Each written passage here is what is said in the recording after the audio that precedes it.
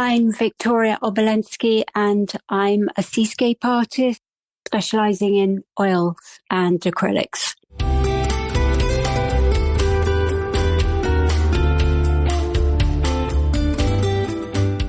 Hello, I'm Chris Stafford, and this is Art, the podcast where we get up close and personal with women from around the world of visual arts. This is Season 2, Episode 42. My guest this week is the British seascape artist Victoria Obolensky, whose work has been sold worldwide to high-profile collectors, including Prince Albert II of Monaco, Ralph Lauren and Jolie Richardson.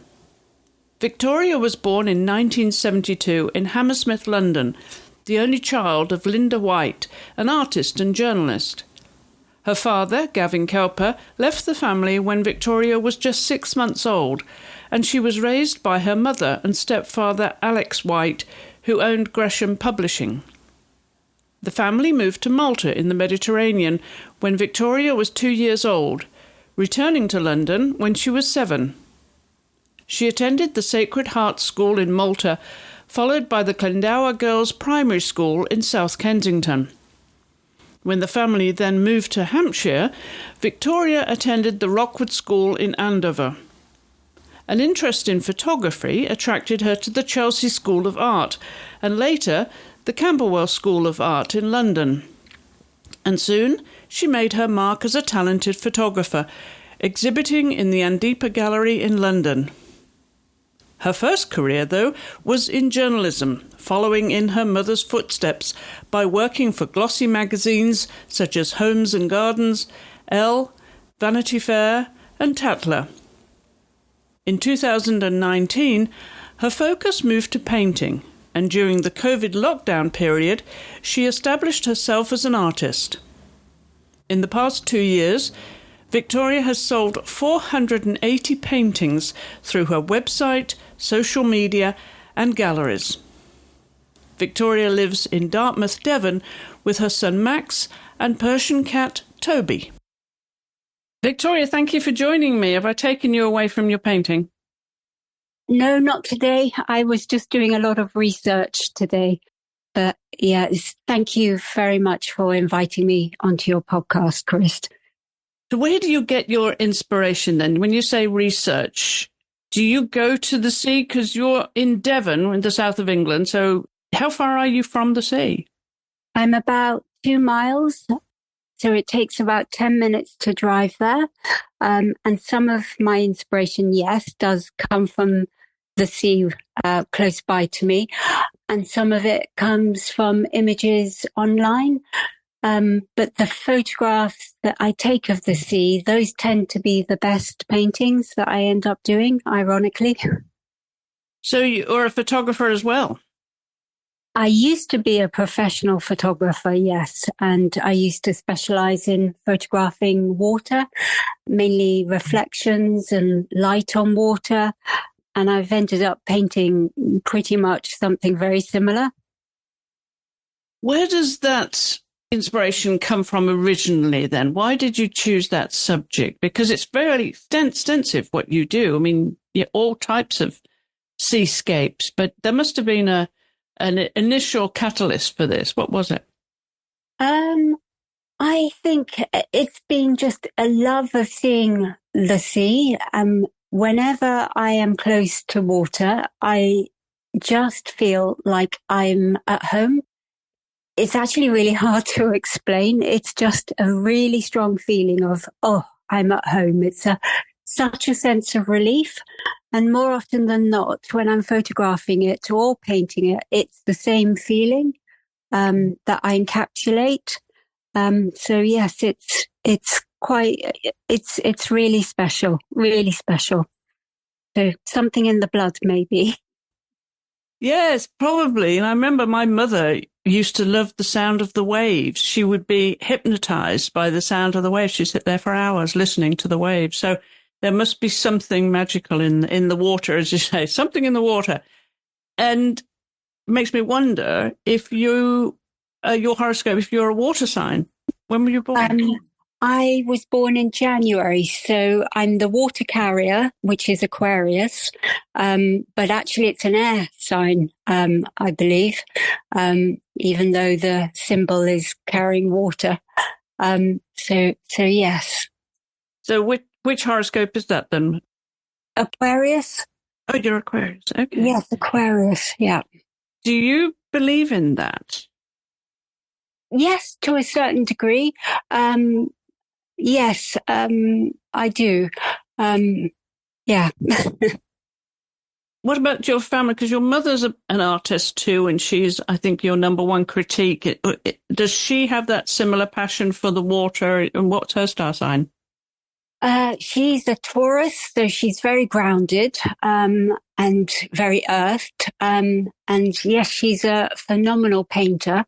Perhaps a little bit more impressionistic than I am, but, she's been a great, huge inspiration actually to myself and my artwork.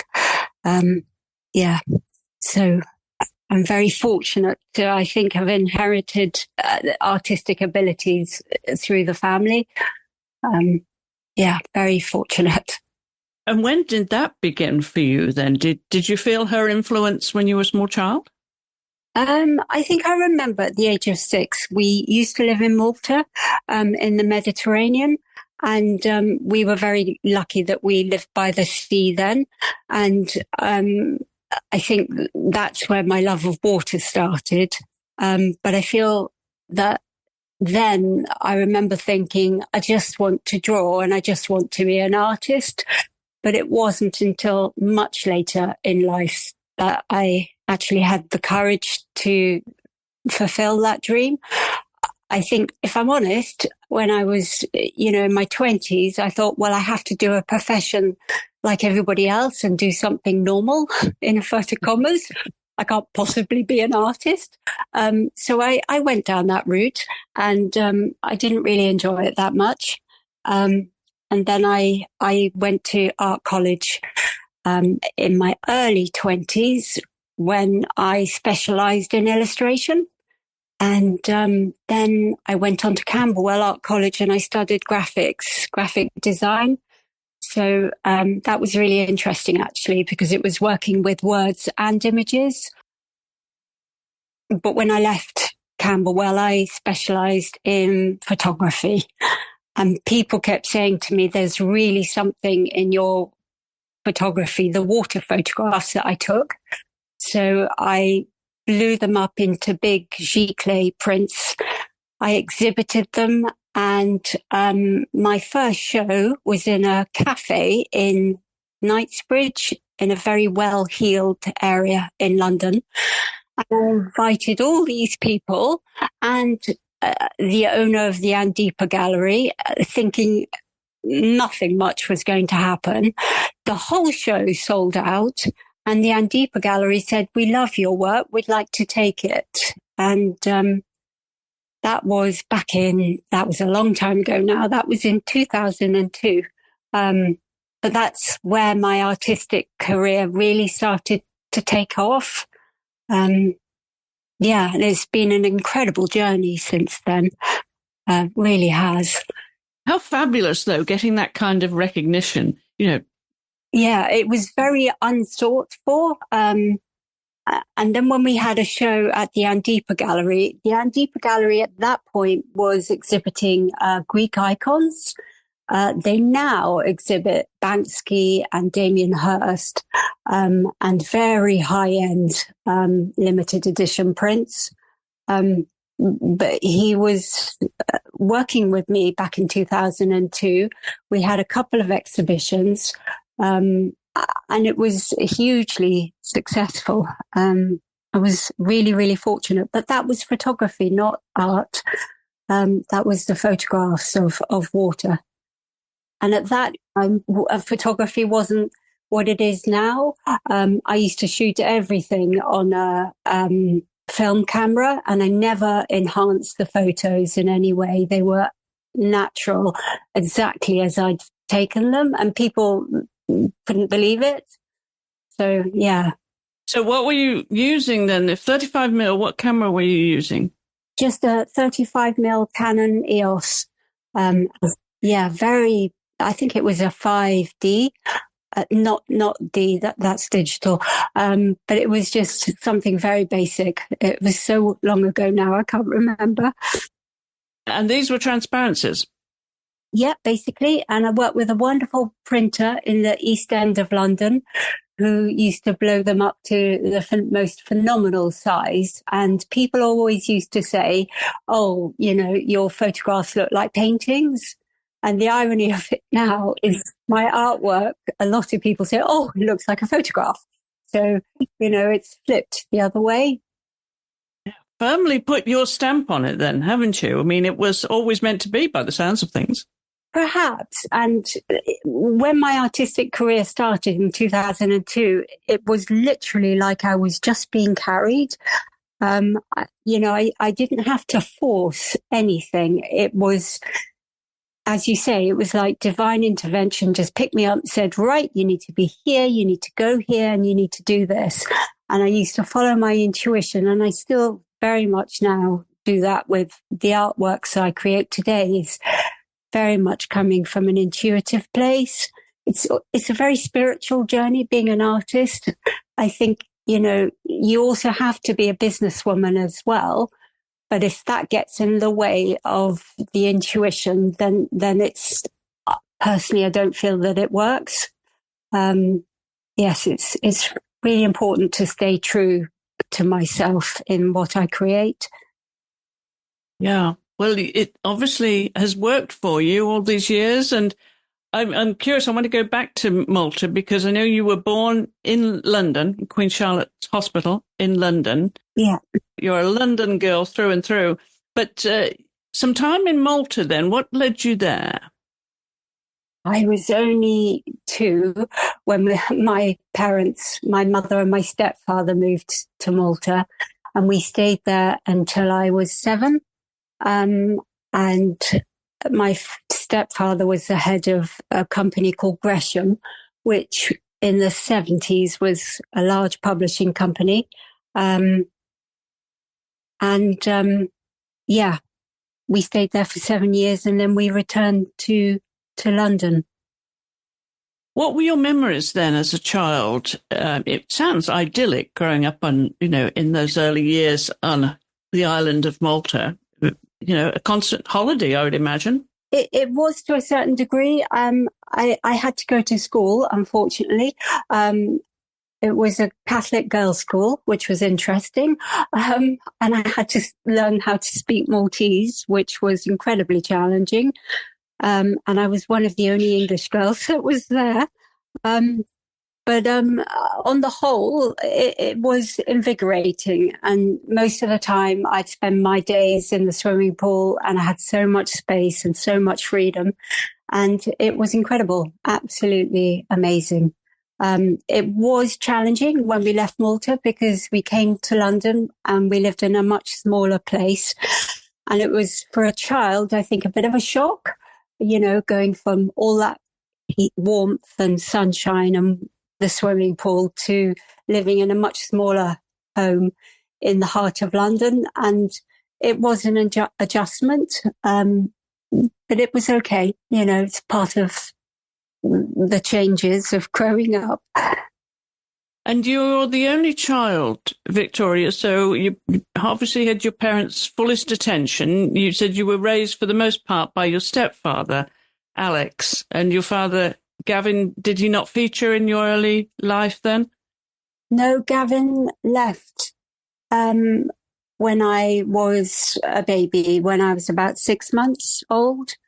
So I never actually met him until I was 28. Gavin, my real father, I sadly didn't ever really know.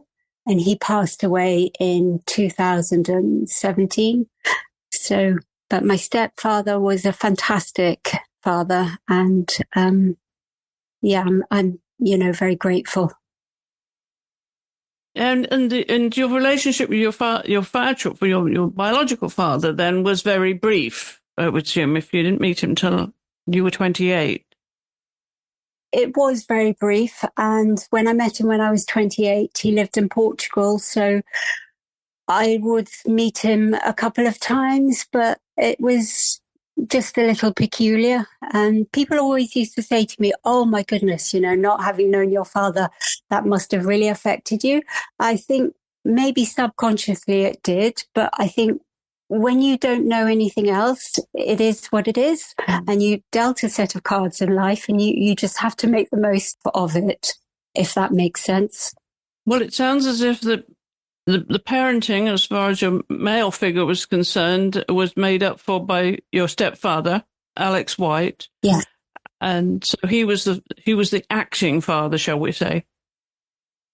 Yes, he was a fantastic man and a great role model. And he died in 2016. And that was, terribly sad. But, we knew he was going to pass because he was so unwell.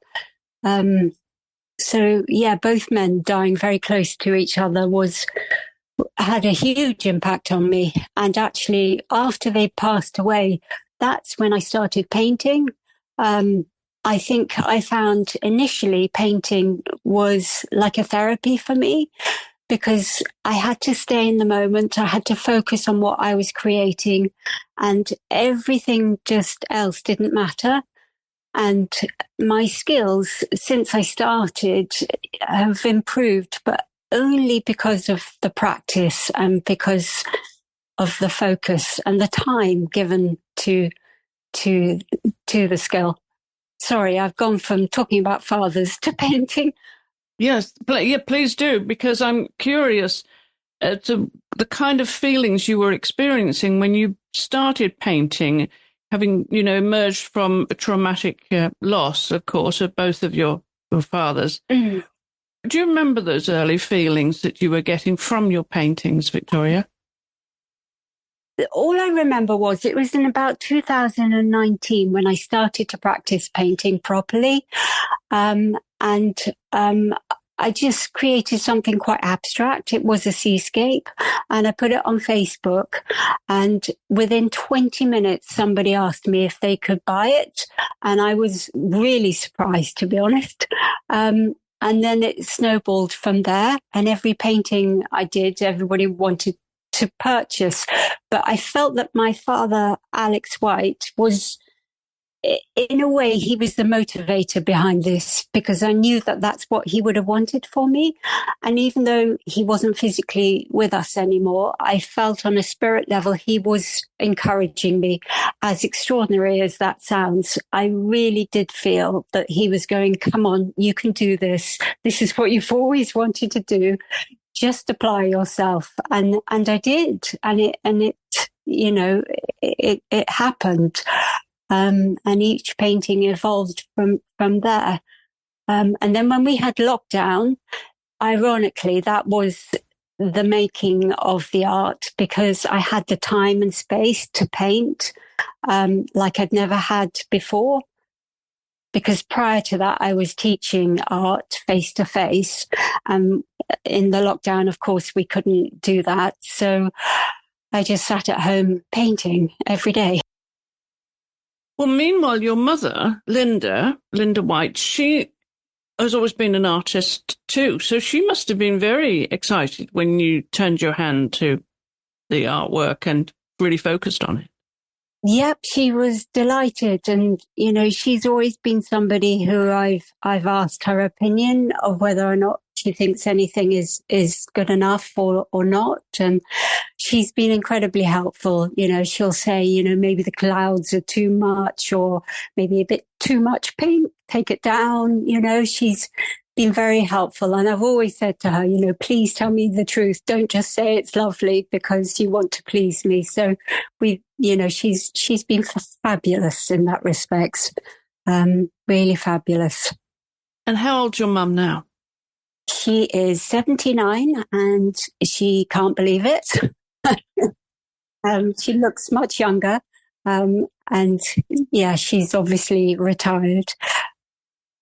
But you followed her into publishing as well. So publishing runs through the veins, doesn't it? Because you took off initially into a career in journalism. Yes. Well, my mum was a sub-editor for Woman's Own. And when I was 17, my first job was, and I was an A-level trainee for a magazine called Homes and Gardens. And I was working on the marketing and publishing side. So that meant attracting sponsors to the publication, dealing with cover mounts. Nothing was digitalized in those days. So it was all print exclusively. And from there, I left IPC magazines. I went to work at EMAP and worked for Elle. And then I left EMAP and I worked at Condé Nast and I worked on Tatler, GQ and Vanity Fair. And then that's when I started to do an art degree at the same time. So I worked part-time at those publications. And then I also did an art degree at the same time. And they're all high-end glossy magazines that you've just named. So you were really at the high end of publishing, of, glossy publishing. Yeah, it was an incredible world at that time. It really was. This was like 1999, 2000 time. Yeah, it was amazing, extraordinary working there. And I only left to pursue the photography at that time. Had the photography not been so successful, I would have perhaps stayed in publishing. But now I know it's an incredibly different world to what it was then. A lot of it is online. And I think if I had to market and promote online publications, I wouldn't have a clue. Yeah, very, very different world now, of course, or completely digitalized. Yeah. It's just not the environment. I mean, just not the economic environment either. I mean, this today as it was back then. And then it turned the corner, of course, when it went digital and so many were under threat. But IPC, of course, were a major publishing house. I don't know if they still are in London, but they had so many publications under their roof. Yes, that's right. I worked at a King's Reach Tower, which was based in Stamford Street in London. Yeah, yes. I know it well. Well, I know it because I used to report for the magazine Horse and Hound and Eventing magazine, and they were all housed at IPC. Yeah, all owned by IPC. Yes, that's right. Yeah. Taking me back here, Victoria, as well. But I want to go back a step further to your college days, your school days. I want to find out what the student Victoria was like. Were you a good scholar? Oh, goodness me. Sometimes I was and sometimes I wasn't. When I was, I think about 13, I went to a school called Rookwood in Andover, Hampshire. It was a girls' school and I did go through a rather rebellious phase, actually, and I got pulled up quite heavily for that. And after that, I focused and I really cleaned up my act and stopped misbehaving. So, yeah, to this day, I can't remember what I did wrong, but clearly something. I can't imagine you being rebellious, Victoria. I want to know what you were up to then in the girls' schools. Probably it was very strict. So things like not having my clothes named would be a problem. No labels on them, not doing homework on time, running through the corridor, all of those things. You know, if I could get away with I would try. And then when I got pulled in by the headmistress, she said, Victoria, you've really got to pull your socks up. And I was terrified. And thereafter I did. And I was the golden girl and I did everything as I was supposed to. It was, you know, literally going from being a rebel to going the other way and being incredibly good. I love it. That's a great story. Yeah. Life in a girls' school. What subjects were catching your attention then? And were you a hockey girl? I can imagine you playing hockey. Yes, I loved hockey. Sports was my thing big time. I loved sports. I was the head sports girl. And I used to play a lot of tennis and swimming was my big thing. And art, of course. I loved art. but I do remember painting some very disturbing images at around 14. And I used to paint very realistic hands with, okay, I hope this is okay to say, but with eyeballs, with blood dripping down the hands. And Parents' Day came along and the parents were so shocked. They asked the school to take them down, even though aesthetically the images were perfect. Everybody kept saying, this is really disturbing. We don't want to look at this. So, I was making a small mark on the art world even then, but, in a very teenager-ish way, I think. Teenagers are probably really drawn to creating images like that. I can imagine, though, with your mother being an artist and you having grown up in and spent time in London, that you had access and she would have taken you to a lot of the galleries and museums. I'm honest, no.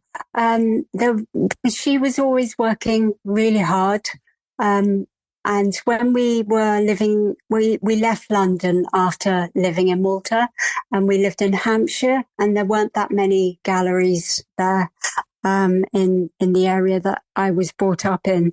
So sadly not, actually. But when I moved back to London, age 17, that's when, I would go to the Royal Academy of Arts and the Tate, and I would be inspired for sure by going to see various shows there.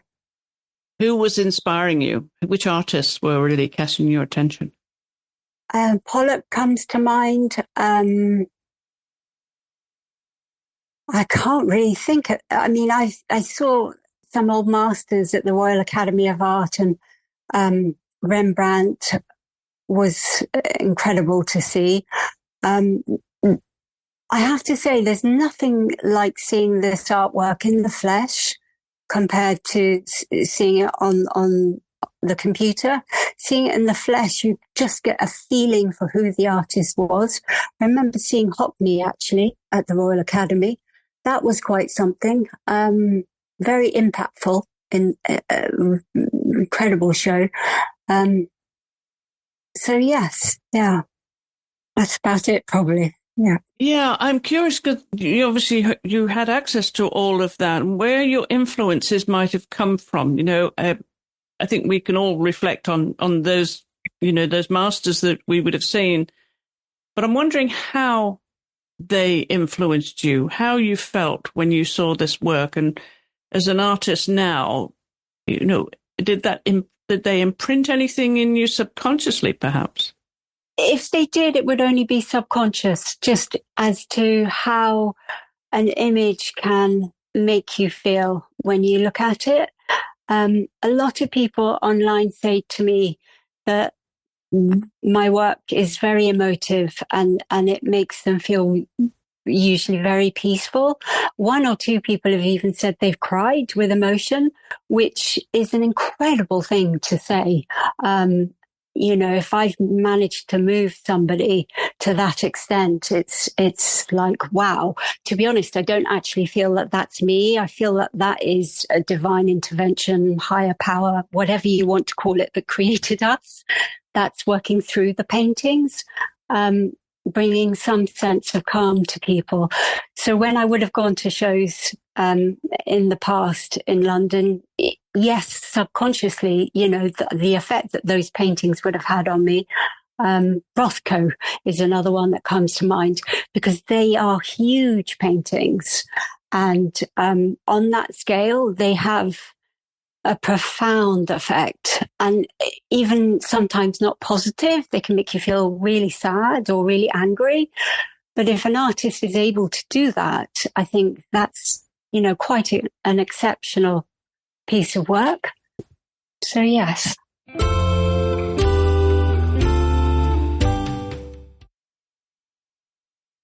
So when you step back, when having finished a piece of your own now, Victoria, with the experience that you've had and the emotions that you've been through, and I know you've been through a marriage and you now have a son, 11-year-old son, Max. So you've gone through various milestones in life. I'm wondering what kind of feelings your own art, gives to you when you've completed a piece. more often than not, I feel a great deal of satisfaction if I feel the work has worked. Each painting I do very much is a journey of my own, really. It's probably quite personal. So putting it out there to the world is actually quite frightening. Every time I think, oh my goodness, how is this going to be perceived? But yes, sorry, Chris, what was the question? Well, I'm wondering what feelings that you get from your own artwork now. It depends what I'm painting, if I'm honest. More often than not, if I'm painting trees, I feel really liberated and I feel very free. When I'm painting something that requires a lot of attention, it involves an awful lot of concentration. And sometimes when I get so absorbed, 5 minutes literally feels 2 hours will feel like 5 minutes. I can feel everything when I'm painting, but it always depends on what it is I'm painting. So if I create the clouds, they're very loose and they're very free. That is how I will feel. But when something is more perfect, I have to really just focus and concentrate, and I don't know how I feel in that moment. And there are times occasionally when I'll create a piece and afterwards I will actually cry because that painting has shifted something within me that I didn't even know was there, if you know what I mean. It's like therapy. Yes, that's wonderful. Do you consider yourself spiritual in any way? Because you were raised Catholic. Are you religious or more spiritual? I wasn't raised Catholic. I went to a Catholic school, but I wasn't raised excuse me. Catholic. No, that's fine. Don't worry. I was raised as Christian, I suppose, but I have very strong spiritual beliefs. I don't have a religion per se, but I really believe there's an energetic force in the world that creates what it creates. And that's very much been part of my creative journey, for sure. I mean, before I had my son, I used to meditate every day for 20 minutes, morning and evening. Unfortunately, I've got out of the practice, which I'd love to start getting back into that.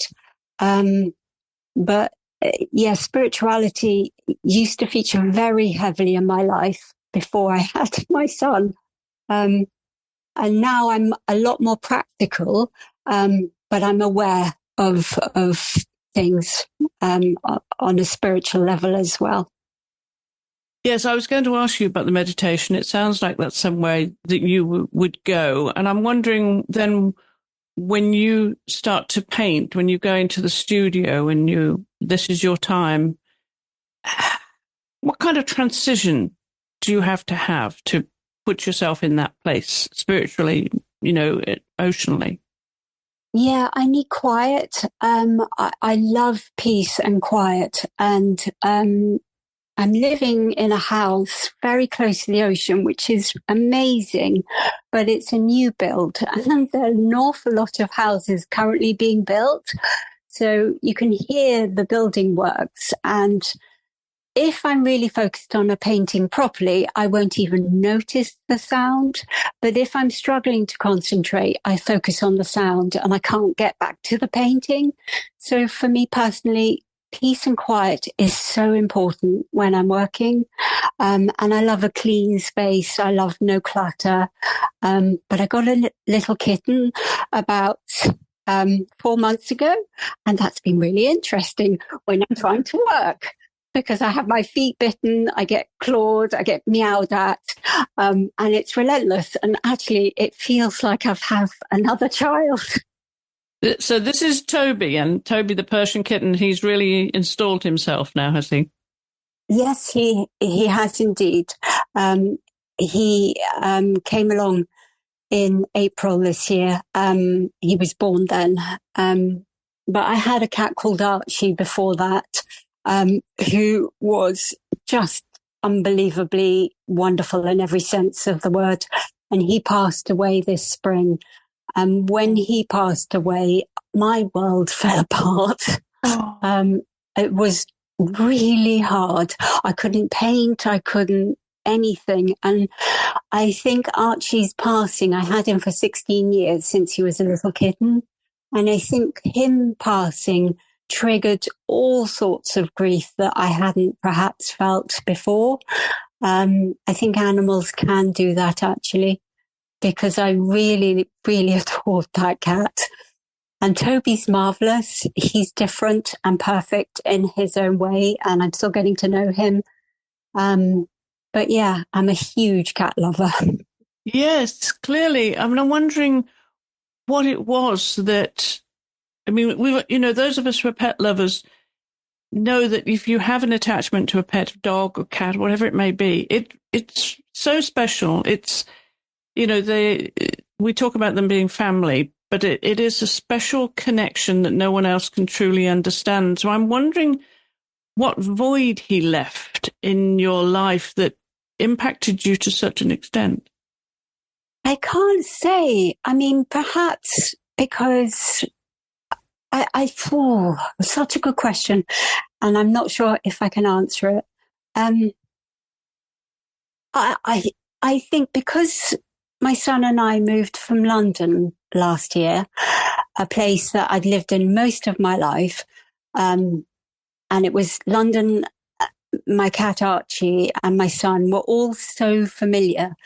Moving to Devon, to Dartmouth, was a huge upheaval, but Archie was a constant, of that. Everything around me was from London that was familiar. So when Archie left us and departed, for want of a better way of saying it, I just felt my world had fallen apart because he was so familiar for me. I think it was, the familiar that I missed more than anything. The stability. Yes. Part of that stability, yes. Part of your core stability. That's right. So it was dreadfully sad when he had to go. And I painted my way sort of through it about a week later. And there's one painting actually, which it's incredible. Talk about the subconscious. And I still have the painting. It's got these pink clouds, and I did the top part of the cloud, and I swear it looks like the side profile of a cat. And I did it 4 days after Archie left us. And the cloud looks, how clouds can look like animals or faces. There is a cat in this cloud, and it's incredible. And I don't feel that I did that. I was part of that painting, but that I couldn't have said, right, that's going to look like a cat. It just happened. And then when my son came home from school, he said, Mummy, that looks like Archie. You've got to keep that painting. So, yeah. So art really helped you then through this somewhat traumatic stage, with the move and the loss of your cat. Yeah, I mean, art has helped me through everything. It really, really has. Yeah. It's been a miracle. I don't know where I'd be without the paintings. I have no idea. It's been an incredible journey. It really has. And yes, it's helped me with every aspect of life, for sure. Well, I'm wondering then, Victoria, if you have obviously the emotional connection to a piece of art, unless it's commissioned, do you feel so attached to it that you don't want to sell it? I used to feel like that. I don't feel like that anymore.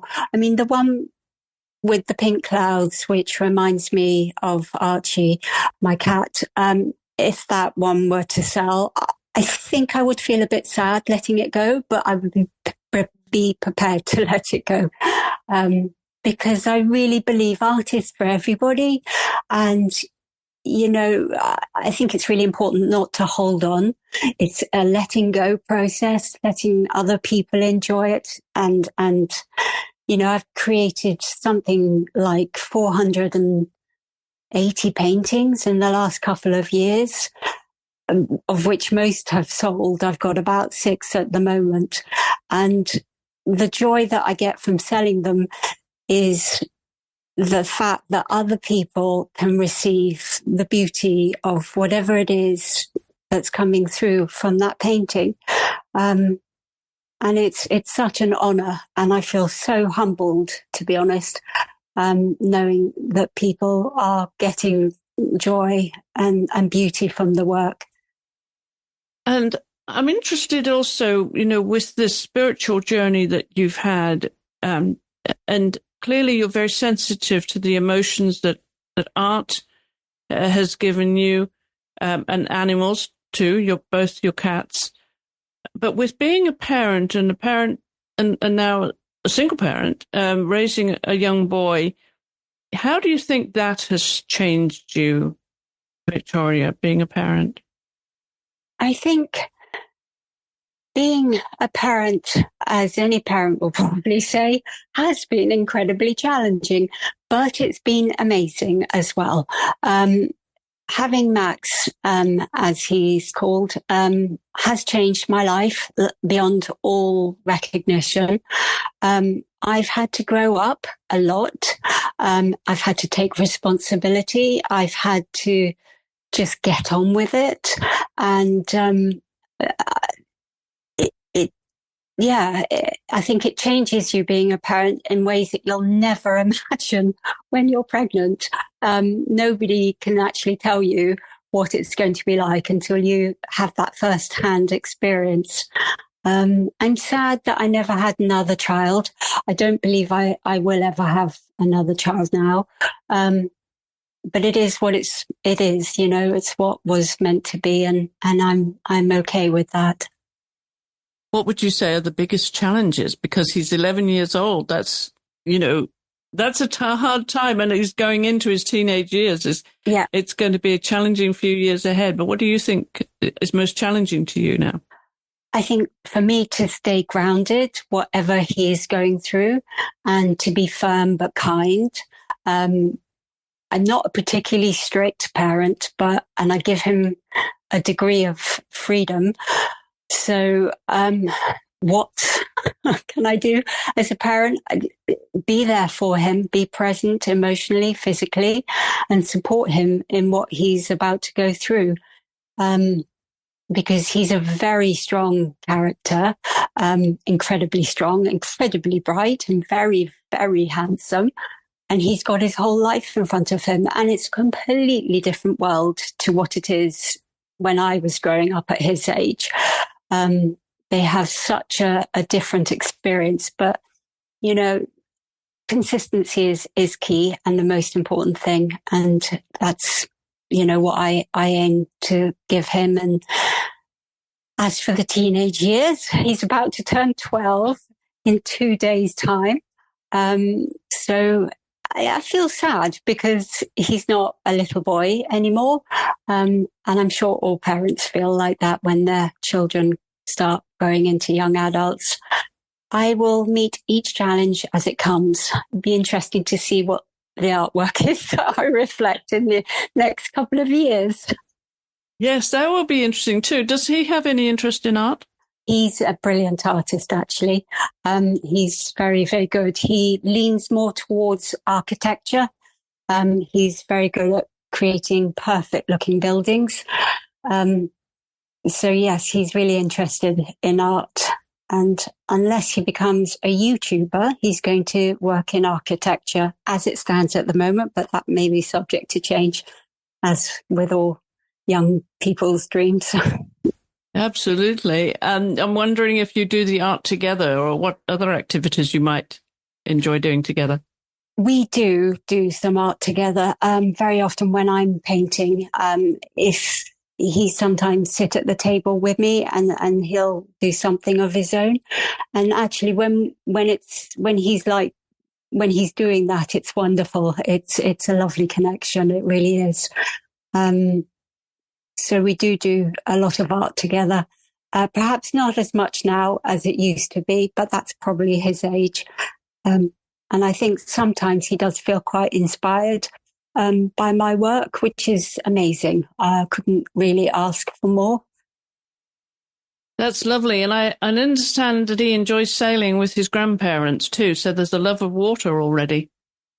Yes, he's just recently been on a sailing course this summer, and his grandparents have got a boat which is moored. These are his grandparents on his father's side. They live quite close by, and they have a beautiful boat moored in Dartmouth. So he often goes down there on the boat at weekends and takes his friends. And to be honest, compared to West London, you really can't, compare that kind of lifestyle. Shepherd's Bush doesn't quite cut it. No, not quite. I'm going back to your paintings now, because you said 480 paintings that you've produced in the last 2 years. That's incredible production. And there'll be commissions in there. How do you feel about the commissions, and how do you cope with the pressure and timelines, the deadlines for commissions? Commission-wise, I don't do an awful lot. I usually do about maybe 15 a year commissioned work. A lot of the work I'm doing is produced on my own initiative, and I will post it on Instagram and make it available for purchase. So that's why I'm always sourcing new ideas for my own projects. But the commission work tends to be quite large scale. And if I have a couple of commissions on the go at the same time, yes, it is a huge pressure. Actually, the irony of it is I don't actually find creating the piece the pressure. It's the packing up a very large scale painting and getting it sent to places like Kenya or the US and making sure they are packaged so well that they are not going to get damaged. That is what I find the most stress. And nobody sees that. That is just, behind the scenes completely. And I know I could film that and post it as a reel, but I don't know if it's of any of interest to people personally. I don't think it is, but that, the work that goes on behind the scenes is enormous. So yeah, other than just actually painting the paintings themselves, everything else is so much work. And I'm sure there are lots of artists listening to this thinking, oh, yes, I can relate to that, because often we hear about the invoicing, the administration of being an artist is very, very time consuming. How much time would it take up, do you think, compared to how many hours you could spend in the studio in a day? There's probably 3 days of packing up paintings, marketing, administration, invoicing. 3 days of the week, and if I'm lucky, the rest is spent painting. So yes, I mean, it has come quite close to. I've been so stretched. I thought I need to employ somebody to do this, and then I don't. But there will come a day probably where I'll employ some help and take some of it off my back, if you know what I mean. But yes, it's a huge amount of work that goes on behind the scenes. Presumably, your painting takes place when Max is in school, but do you also paint in the evening? I get very tired in the evening because I get up very early. I usually awake at about 7, and mornings is my best time for painting. I'm very my brain works better at that time. And yes, between the hours of 9 and 3:30, I can focus without being interrupted when my son is at school. The summer holidays that have just gone by, that was a harder time to be able to focus and paint because, I needed to ferry children around and entertain and take them to the beach and so yes. And when I keep having to stop a painting, I find it hard to get back into. So, it just all takes longer then. Now, I know we heard you say earlier that you like absolute peace and quiet in the studio. So when do you get a time for music or other things, books or dance or films? Where does that fit in? I love watching films and I love doing yoga, and I love just going by myself to the beach to watch the waves. Usually in the evenings, sometimes if my son is on a play date, I can go and do those things. And if my son is watching his own film, I can watch a film myself. So I just have to sort of fit it in between, everything. There isn't that much time, to be honest, for all of, the luxuries of life in terms of relaxing. But I know how important it is. Otherwise, I wouldn't be able to do everything else. Yes, it's a matter of a balance, isn't it? Especially when you're raising a child. So is cooking important to you? If I'm honest, no. It's just heating it up and off we go. No, I do appreciate that people find cooking really creative. And there are times occasionally where I'll add a few herbs, and I can sort of see why people would get into it, but it's not my thing. The painting is far more me than anything else. Is any of this plein air when you're painting, or is it all in the studio, Victoria? It's all in the studio. Mm-hmm. I have sometimes gone out with a sketchbook just to sketch some ideas, but that's as far as it goes. Taking paints outside is quite a performance, and it's a lot of effort. So because I'm not used to it, I don't do it, and I wholly and utterly respect other artists that do, because it's not easy painting outside. It really isn't. What's your favorite light? The morning light I love, and dusk as well. In between, not so fast. And actually the light is so important when I'm painting, and especially when I'm filming it for a reel. If it's a rainy day, the light can be so dull. It's so hard to paint perhaps as clearly, because I don't like using headlights. I like only using the natural light. And my house faces east, so when the sun comes up in the morning, the whole space is full of light. It's beautiful. It's if anything, it's a bit too bright, Yes, it's quite lovely. Now, you mentioned teaching earlier. Is that still a part of your life, or would you want it to be again? It isn't at the moment. And what I'm doing at the moment is filming courses for everybody to be able to download. So I'm starting it small to start with. So it would be literally, this is how I do clouds, this is how I do a sun, and then graduating to paint an entire painting. But I did used to teach all the time before lockdown, and I loved it, to be honest. I really did enjoy it. And in the last 5 years, since my work's been online, I have taught online, face-to-face, one-on-ones. It's much harder teaching like that because you don't have the hands-on experience of showing them very easily on a Zoom call what it is, to paint or how to paint. But teaching is an incredibly rewarding job, and it's really fulfilling. And to be able to see somebody grow in their art is an incredible experience, actually. It's really humbling. And I've seen people just develop their skills after they've been taught by me, and then they go on to practice themselves and, go on to create incredible pieces of art. So, being a teacher is an amazing profession, and one which I will be doing more of in the future.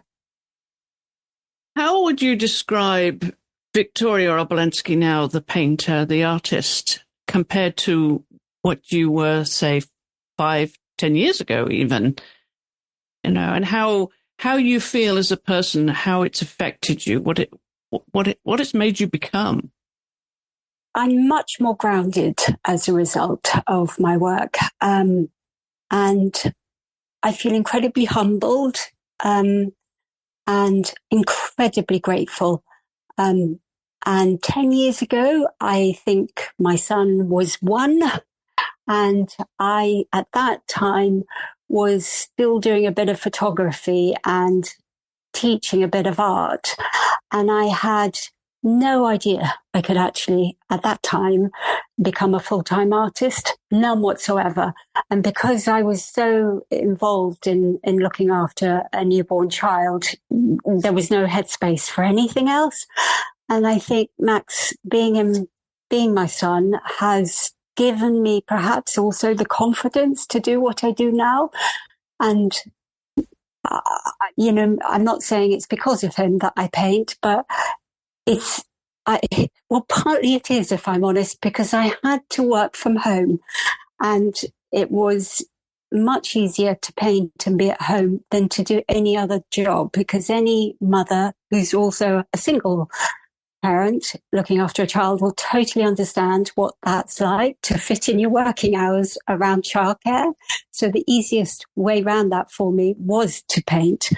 And for it to have become a success is, to be honest, mind-blowing for me. And I'm beyond grateful. But I have put in a huge amount of work at the same time. But because I love what I do, it's okay to do that. So what are you most looking forward to now?